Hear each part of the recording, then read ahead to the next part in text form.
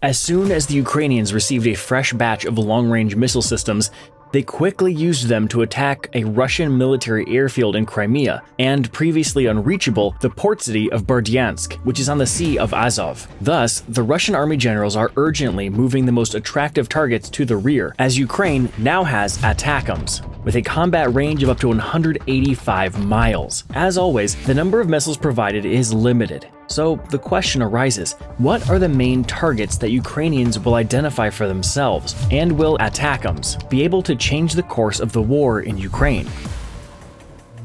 The debut ATACMS in Ukraine was super successful, to the point that President Zelensky personally called Biden to thank him. What impressed the Ukrainian president that much? On the night of October 16 to 17, 2023, the Ukrainian armed forces used ATACMS missiles for the first time. It was part of the DRAGONFLY operation, a hunt for Russian helicopters. The helicopters were based at the airfields of occupied Luhansk in eastern Ukraine and Berdyansk in the south. As you can see, this is quite far from the front line. An ATACMS missile travels about a mile in a second.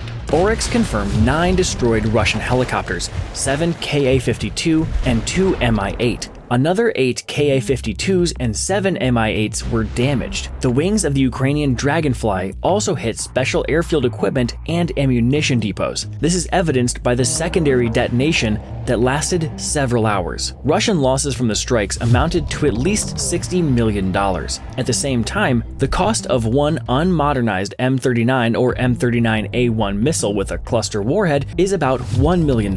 Efficiency is in evidence, as they say, but that's not the only reason why we brought up this fact. The main thing that turned out was that the famous Russian S-400 air defense system cannot guarantee to shoot down ATACMS missiles. It was a real sensation. After all, the S-400 is the most expensive weapon in the Russian army. According to the latest contracts for the supply of an export modification of the system called Triumph, the cost of one complex is at least $500 million.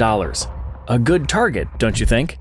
Yes, S-400s are likely to be the first targets of ATACMS missiles, but not only because of the high price. Military expert David Hambling argues that the destruction of the S-400 air defense system is important for 2 reasons. First, the S-400 was previously thought to have worked well, but now it appears vulnerable. There is a weak spot in the defense where we need to hit. Second, the destruction of the S-400 creates holes in the air defense that can be used, as if they heard him.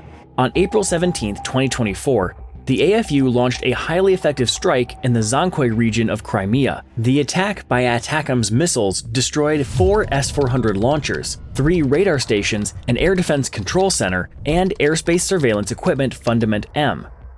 According to data from the Oryx project, the AFU has already destroyed at least 2 command posts, 10 launchers, 1 gravestone radar system, and 1 truck with S-400 auxiliary equipment. The destruction of a few more S-400s will reduce the number of Russian attacks. However, S-400 missiles are also used for indiscriminate attacks on military and civilian targets, which often results in civilian casualties. But the main thing is that reducing the number of S-400s will significantly facilitate the work of Ukrainian drones and aviation, including F-16s, which will soon join the Ukraine mission. ATACMS is capable of clearing the battlefield for American fighter jets. Why did the $500 million S-400 fail? You will now be surprised how much nuance affects the outcome of a war. The first nuance is surprise.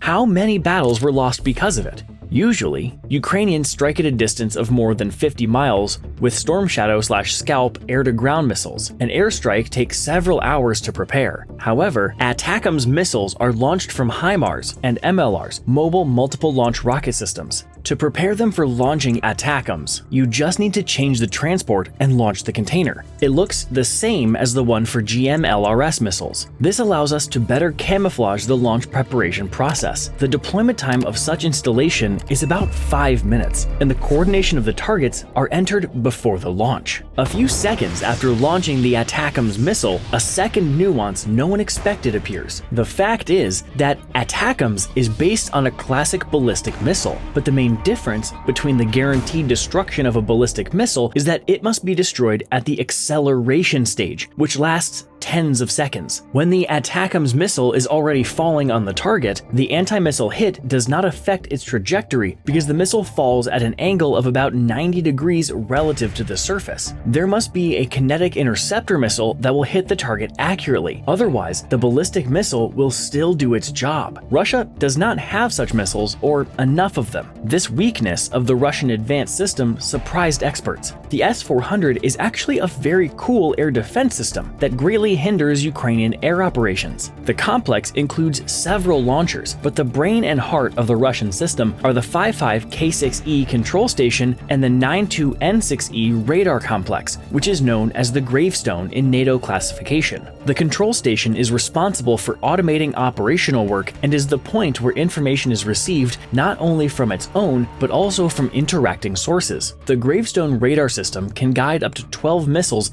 at 6 different targets. The detection range is up to 250 miles. However, it takes 180 seconds to bring the S-400 system to combat readiness from the deployed state. By this point, the ATACMS missile has already completed its acceleration and is falling on the target from 100 to 160,000 feet at breakneck speed. So, S-400 air defense systems are the first target, and the second priority target for Ukrainian ATACMS is likely to be airfields. The success of last year's Dragonfly operation pushes for this. The fact is that some types of ATACMS missiles have a warhead consisting of submunitions. For example, M39 missiles were used in the Dragonfly operation, which had approximately 950 M74 submunitions. The M74 is, in fact, a metal sphere the size of a baseball. Inside this irregularly shaped shell is a high explosive charge. The asymmetrical shape gives the sphere its propulsion. The fuse is activated when the rotation velocity reaches 2,400 revolutions per minute. M74s are effective against targets such as trucks, lightly armored vehicles, radar antennas, helicopters, and aircraft hulls. Hundreds of M74s falling almost simultaneously create a cloud of debris that covers the ground, penetrates armor, and destroys electronic equipment, without which the operation of sophisticated weapons is impossible. So the advantage of this missile with the M74 is that it performs well in open terrain. Therefore, striking airfields is an ideal way to use ATACMS missiles from the M74. The Russians will be forced to move their aircraft further from the front line. How far? The 185-mile radius covers the entire occupied territory and even part of the Russian territory. This means the Russians must move critical facilities, aircraft, and infrastructure further away and deeper into the rear. But no, one of the conditions for providing ATACMS to Ukraine is that these missiles cannot be used to attack Russian territory. This is a strange rule, but Putin is believed not to get angry and use nuclear weapons. ATACMS missiles cannot fly further than the international border with Russia. Of course, the Russians are still taking advantage of this opportunity. That's the way things are. However, there is an area where the Russian command cannot change anything. This is Crimea, which is an occupied territory, and therefore, Ukraine has every right to use any Western weapon there. There are 3 large aviation bases in Crimea, which until now were considered more or less safe. Belbek-Saki, near the village of Novofedorivka, and the Gvardievsky Air Base near Zankoy.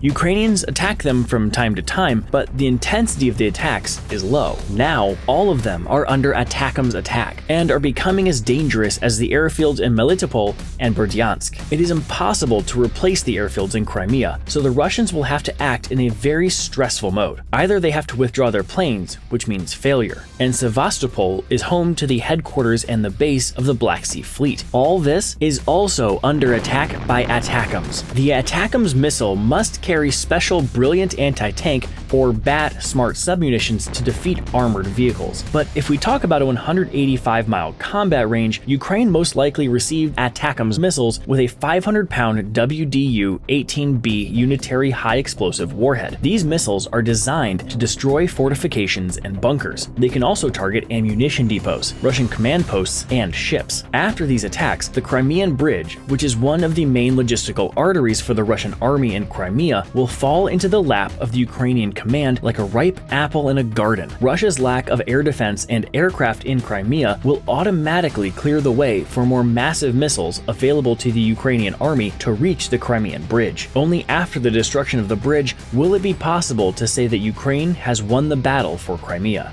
But why not immediately hit the bridge and cut the Russian military off supplies? Up to 40,000 cars and 47 pairs of trains, including freight trains, can cross the Crimean bridge daily. Much cargo is destined for the Russian army, so this bridge is crucial for military purposes. But the fact is that it takes a lot of missiles to destroy targets like a bridge. For example, it took about 100 HIMARS missiles to disable the Antonivsky Bridge in Kherson in southern Ukraine and force Russian troops to step back in autumn 2022. However, whether Ukraine will receive several hundred ATACMS is not known. What is known is that for the first time in 2023, the United States handed over about 20 missiles to Ukraine. This time, it is about 100 units. The New York Times reported this, citing its sources. At the same time, head of the main Directorate of Intelligence of the Ministry of Defense of Ukraine believes that 100 long-range ATACMS missiles will not change the course of a full-scale war. He explained that the defense forces need at least several hundred long-range missiles. In other words, these missiles can really change the situation at the front and even become a weapon of victory,